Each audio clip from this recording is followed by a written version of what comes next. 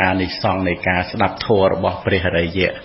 ស្ដាប់អនិច្ចតាធម៌ហ្នឹងស្ដាប់ធម៌ដែលមិនទៀងជាទុក្ខជាអនត្តាហ្នឹងអានិសង្ឃនៃការស្ដាប់ធម៌ហ្នឹងមិនទៅកាន់អបាយភូមិអស់សែននៃកັບអញ្ចឹងមានន័យថាយើងបានស្ដាប់នៅព្រះធម៌ហ្នឹងមួយសែនកັບហ្នឹងល្មមអាចសម្រេចព្រះអរហន្តបានឃើញទេតែយើងបានទុនអត់ទៀតណានេះយើងមិនទៅកាន់អបាយភូមិអស់សែននៃកັບហ្នឹងមុំបញ្ញាចាស់ខ្លាត្រាស់ដឹងបានក្នុងទេវលោកអីចឹងណាយើងបានឱកាសព្រោះមួយសែនកັບយើងអត់ទៅកាន់អបាយភូមិចូលព្រះអង្គមិនសម្ដែងថាបុគ្គលណាដែលបានស្ដាប់នៅភាសិតជាពាក្យទូមានព្រានបដៅរបស់ព្រះវិចិត្រមាមិនចឹងរមែងមិនទៅកាន់អបាយភូមិអស់សែននៃកັប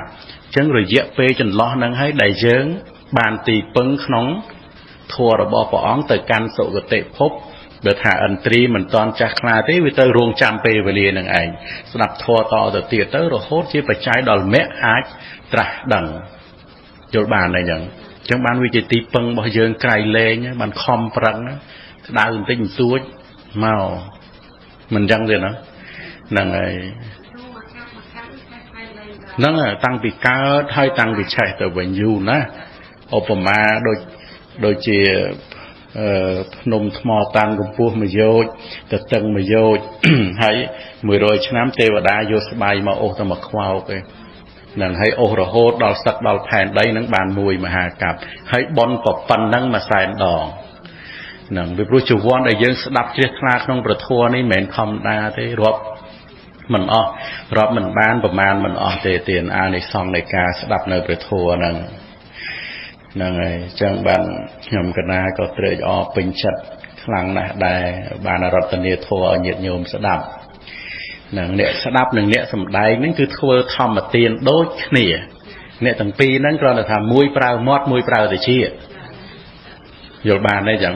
ប៉ុន្តែធម៌ហ្នឹងវាចូលមកកាន់ហតយៈដូចគ្នាមិនមែនហើយអ្នកស្ដាប់នឹងបានបន់តិចជាងអ្នកសំដែងបានបន់ច្រើនជាងអត់ទេគ្រាន់តែកិច្ចហ្នឹងវាធ្វើនៅក្នុងទ្វាខុសគ្នាណាមួយគឺប្រើតិចទទួលធម្មទានមួយប្រើមាត់ទទួលធម្មទានវាអញ្ចឹងយល់បានអញ្ចឹងហ្នឹងហើយដល់តែពេលយើងគិតឃើញអញ្ចឹងបានយើងដឹងថាអូបនសម្រាប់អញ្ចឹងតើហ្នឹងហើយយើងមកថាក្តៅយ៉ាងណាក៏ដោយបើគេហៅទៅយក$200ទៅអត់ហ្នឹងហើយអត់មួកក៏ទៅដែរមែនទេហ្នឹងហើយណា20រៀលនេះជិះម៉ូតូ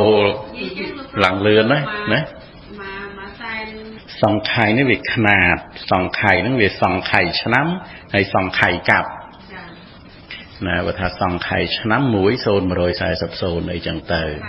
ដល់ទៅពេលសង្ខ័យកັប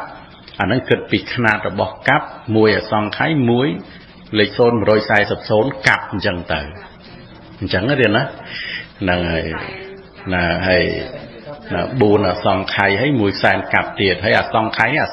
កັបមិនអសង្ខ័យឆ្នាំទេណាយូរណាស់អញ្ចឹងប៉ុណ្្នឹងចុះទេណាសូមអនុមោទនា